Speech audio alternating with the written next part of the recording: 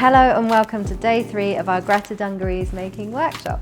Today we'll be ploughing on with the construction of the garment.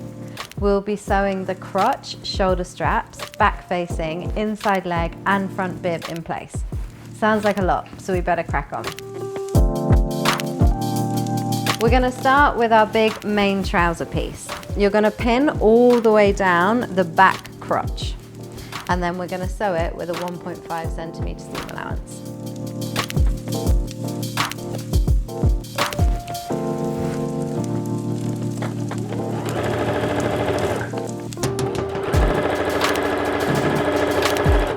Once we've sewn with our straight stitch machine, we're going to jump onto the overlocker if we have one, or simply swap your straight stitch machine over to doing a zigzag. And we're just going to overlock exactly where we'd just sewn as a way of finishing the edge so that it doesn't fray.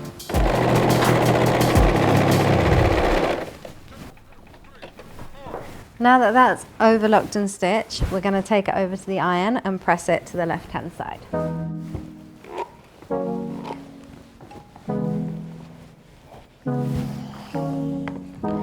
Start by pressing from the back, then flip the whole thing over and press again from the right side.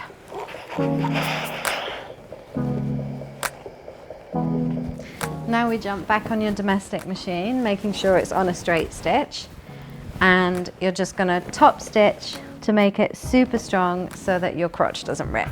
We'll do this about 5 millimeters from the fold that you've just sewn.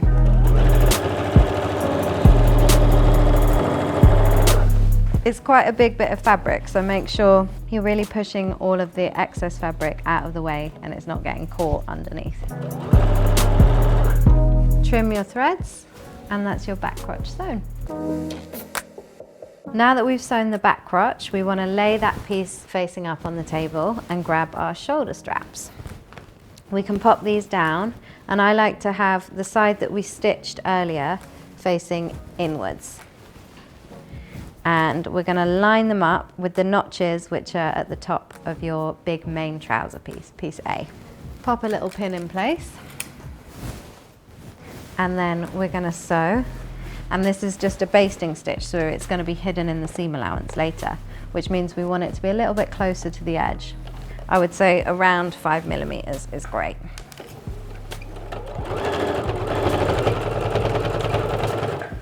In order to make our straps really strong, I did a few extra back stitches there.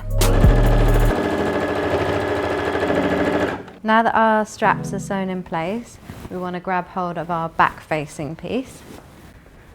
Make sure you don't confuse it with the bib because they do look very similar.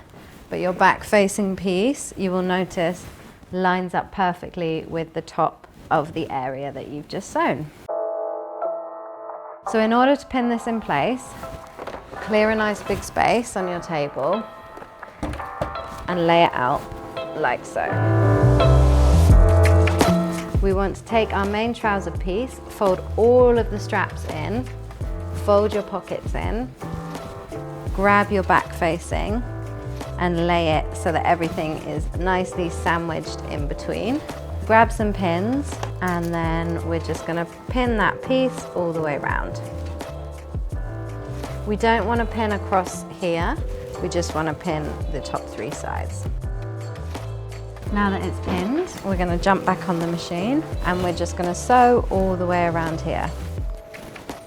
I like to sew from this side so that I can see where my stitching was before, and I can make sure that I am just on the inside of it so that it won't get seen.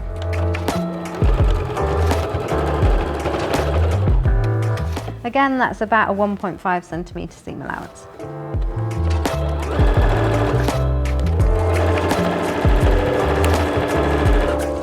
Once that's sewn, we are going to grab some nice sharp scissors and just cut the corners on a diagonal to get rid of any excess bulk,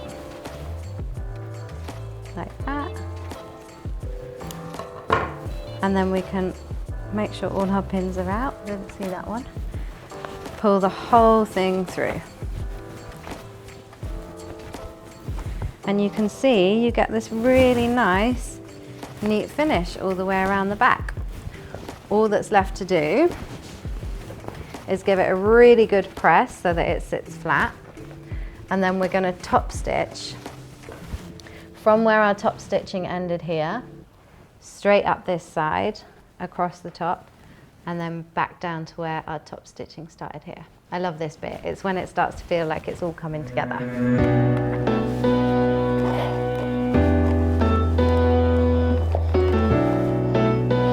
You can use the straps to help you really iron it by pulling them.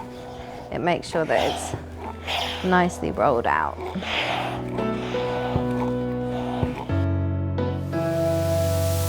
Now you can pin it if you want, but for this bit of top stitching, I'm just going to go for it. And you want to make sure that your pocket bag is sitting nice and flat underneath. Sink the needle into where your top stitching ended last time. Do a quick little back stitch. And this is with, again, about a 5mm seam allowance.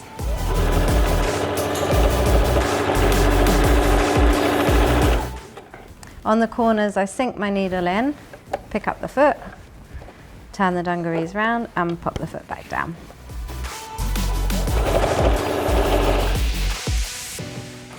Trim my threads, and then that is my back done. Time to move on to the front.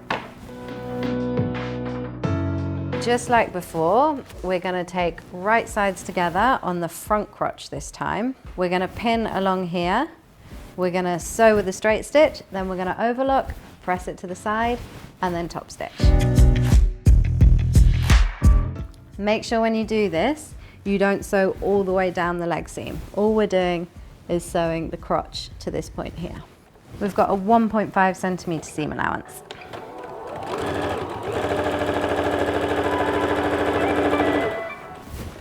Jump on the overlocker.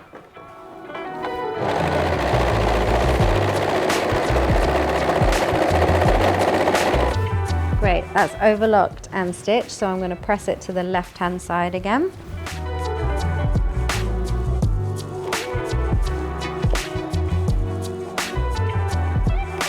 Now that that's all pressed, we're going to top stitch 5mm from the fold that you just created with your last stitch. It's going to feel a little bit trickier because we've already sewn up the back. Don't worry, just take your time and move everything out the way as you need to. You'll notice I'm stretching the seam apart a little bit as I do this, just to give me a really nice finish. Taking it nice and slow, stretching it out. Great, little back stitch. And then let's get that trimmed and off the machine. There's a whole load of threads up here that need trimming too. Let's get those out of the way. So if I turn that the right way round, I'll be able to show you the crotch, which should be super strong. Now that we've sewn the front crotch, let's turn the whole thing inside out again. And I love this bit. We're gonna sew all of the inside leg, which is when it will really start to come together and look like trousers. So start by matching up your two crotch seams, and they should perfectly sandwich together going in different directions. Pop a pin in there, and then we're gonna pin all the way down each leg.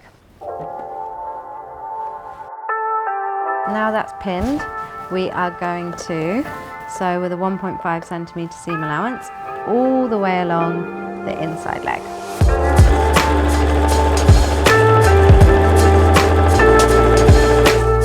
Great, now that we've sewn that on the straight stitch, if you've got an overlocker, jump onto it. Otherwise, just switch over to a zigzag stitch and do it on the same machine.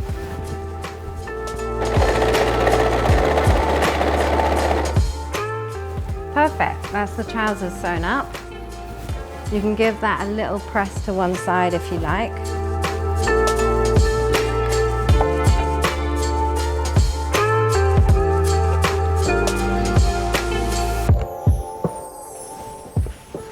And you can see they're really starting to come together. Now the last step for today is to attach the bib. So it's the one piece that's left on a lovely pile. And to begin with, we're just going to fold the edges in 1.5 centimeters and give it a little press. We're only doing the 2 diagonal edges, not all the way around. So once that's folded in like that, we're just going to top stitch those 2 sides down that we just folded.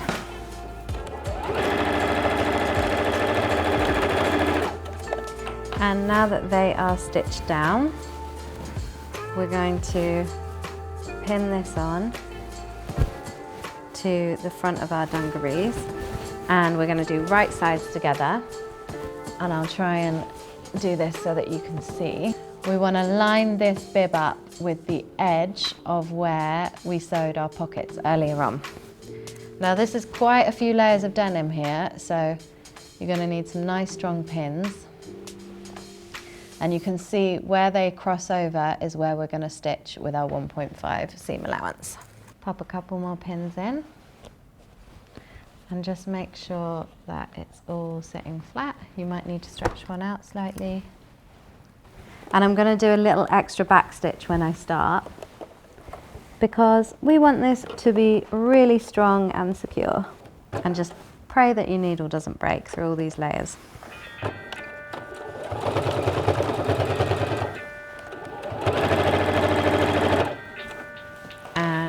Pop over to the iron, press that so that the seam allowance is going down the garment. Slide it on here.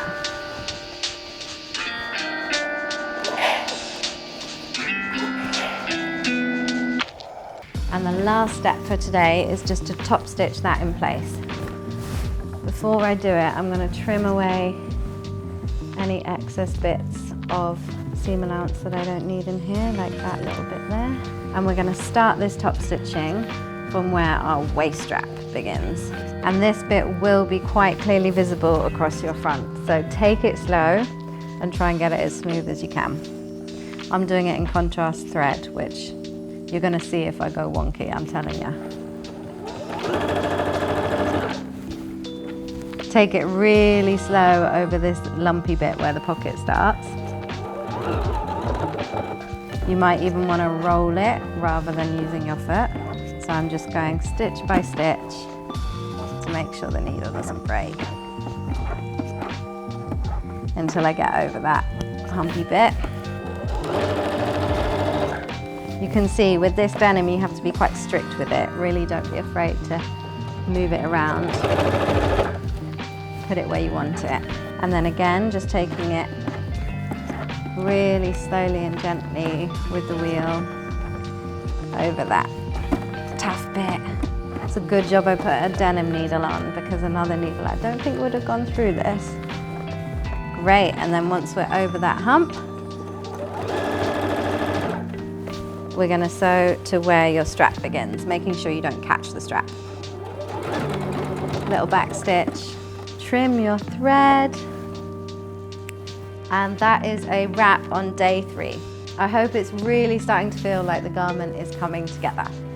Tomorrow we'll be focusing on getting the fit just right for you and some extra finishing techniques. Can't wait to see you there.